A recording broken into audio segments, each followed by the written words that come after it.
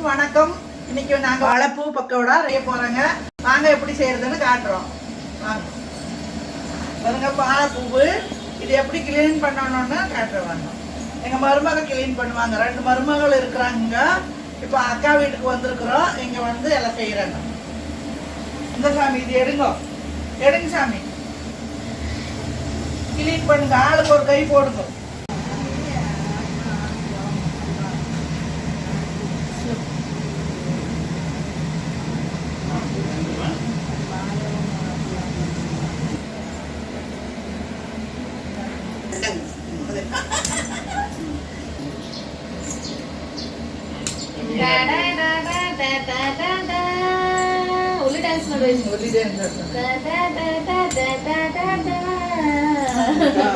பாருங்க, இதுல இருக்கிறது இந்த தீவி குச்சி மாதிரி இருக்குங்க.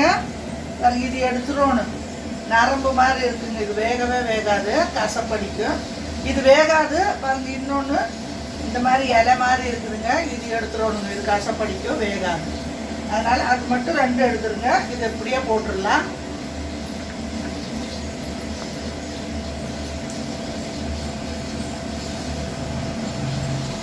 இது எடுத்துடணும். தீக்குச்சி மாதிரி இருக்கிறது எடுத்துடணுங்க.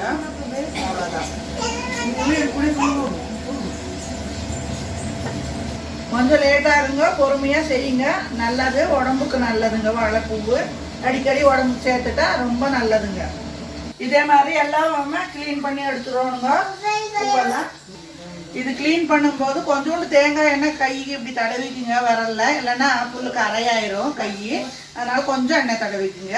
அப்புறம் இது மாதிரி எல்லாம் கிளீன் பண்ணி பாருங்க, கொஞ்சோண்டு தயிரோ மோரோ, புளிச்ச தயிரோ மோரோ இருந்தால் போட்டு கொஞ்சம் 2 உப்பு கல் போட்டு இப்படி போட்டுருங்க. அப்போ கருப்பாகாதுங்க. கொஞ்சம் நேரம் போட்டு வச்சுட்டு எல்லாம் க்ளீன் பண்ணும்போது ஃபுல்லாக அப்படியே போட்டு வச்சுட்டு நல்லா கழுவி எடுத்துட்டு அப்புறமா மசாலாலாம் மிக்ஸ் பண்ணணும். எல்லாம் க்ளீன் பண்ணி அதுக்கு போட்டு வச்சுருக்குதுங்க. இப்போ எல்லாம் எடுத்துக்கலாம். புல் தண்ணியெல்லாம் வடிகிற மாதிரி கொஞ்சம் நேரம் எடுத்து வச்சுருங்க.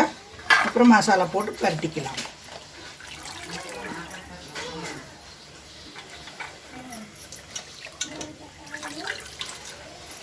பாருங்கள், ஜாஸ்தி கருப்பாகலை. சும்மா அப்படியே வச்சா கருப்பாயிருங்க.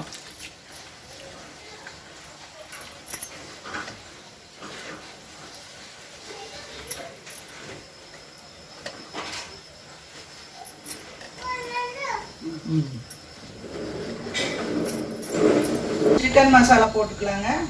சிக்கன் கபாப் மசாலா, இஞ்சி பூண்டு பேஸ்ட்டு ஒரு 1.5 ஸ்பூன் போடுங்க. கேஸ்ட்ரிக் எல்லாம் ஆகாது, நல்லதுங்க. வீட்டில் அரைச்சது ஒரு 1/2 ஸ்பூன் போட்டுக்கலாம். சில்லி பவுட்ரு இருக்கா, தனி சில்லி பவுடர், தனி மிளகாத்தூள் போடுங்க. இன்னும் கொஞ்சம் போடுங்க. கார்ன்ஃப்ளவர் போடுங்க.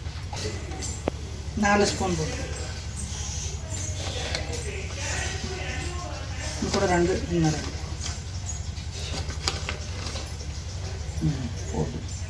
போதும். கொஞ்சோண்டு பெருங்காயத்தூள் போடுங்க. கொஞ்சம் ஒரு 2 சிட்டிக்கே போட்டால் போதுங்க. உப்பு போடு ஆனால் கொஞ்சம் போடுமா.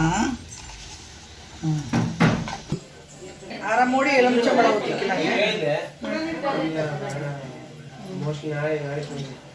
ಏನು ಮಾಡಿದ್ದೀರಿ? வாழைப்பூ பக்கோடா சில்லி, வாழைப்பூ சில்லி செய்கிறோம். செஞ்சு கொடுக்குறோம். சாப்பிட்டு பாருங்க சாமி, நல்லா இருக்கும். உடம்புக்கு நல்லது. கொஞ்சம் கை மேலே மாத்திரம் தண்ணி வச்சு சாமி. அப்புறம் இதில் வேறு தண்ணி இருக்கும். இது அப்படியே போட்டு இது பண்ணிக்கலாம். போதும். வேணும்னா ஊற்றிக்கலாம். ஒரே மாதிரி பரட்டி இது எடுத்து போட்டு பரட்டி.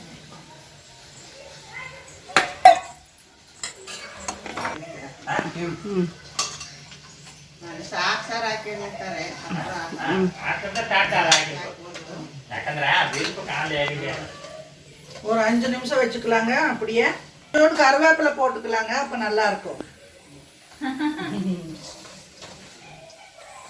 பக்கோடா மாதிரி இருக்குங்க.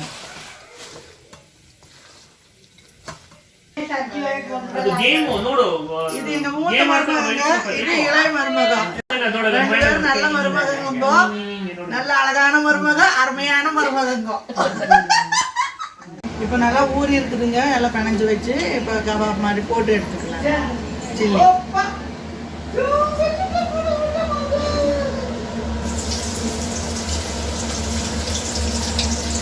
பக்கோடா மாதிரி கட்டி போட்டு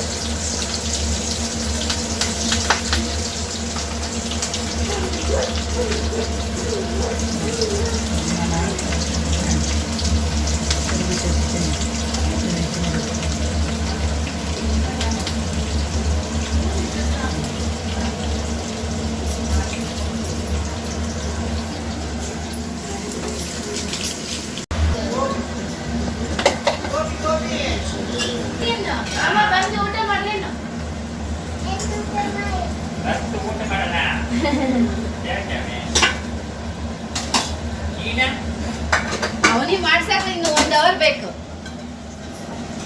ನೀ ಬಾ ಸೈಡ್ ಬಾ ಮಾಮ ಕೂತ್ಕೊಳ್ಳಿ. ಸ್ವೀಟ್ ಲಡ್ಡು ತಂದವ್ರು ನೋಡಿ ವಿಜಯಮ್ಮ, ಇಲ್ಲಿ ಇಲ್ಲಿ.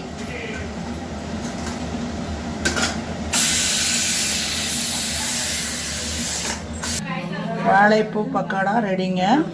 அதுக்கு கொஞ்சோண்டு ஆனியன் வச்சு சாப்பிட்டா சூப்பர் டேஸ்ட்டாக இருக்குங்க. இப்படி கொஞ்சம் ஆனியன் வச்சு ஸ்பூன் சாப்பிட்டா சூப்பராக இருக்குங்க.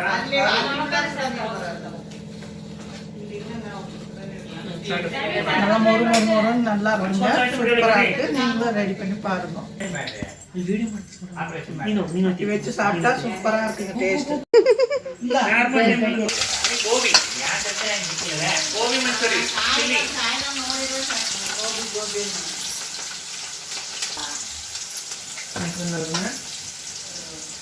வாழைப்பூ சாப்பிடாதவங்க கூட நல்லா சாப்பிடுவாங்கங்க. நல்லா டேஸ்டாக இருக்குது. ஒரு தடவை ட்ரை பண்ணி பாருங்க, நல்லா இருக்கும்.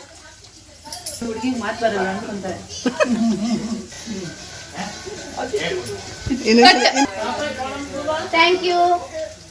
வெல்கம். ಇದು ಕ್ಯಾಮ್ರಾ ಬಂದಿದೆ.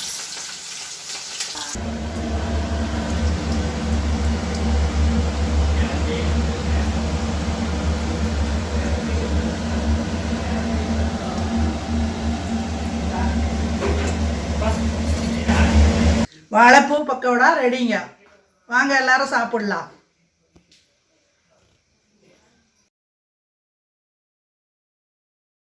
நீங்களும் ஒரு தடவை செஞ்சு பாருங்க, நல்லா இருக்கும் டேஸ்ட் பார்த்துட்டு சொல்லுங்க.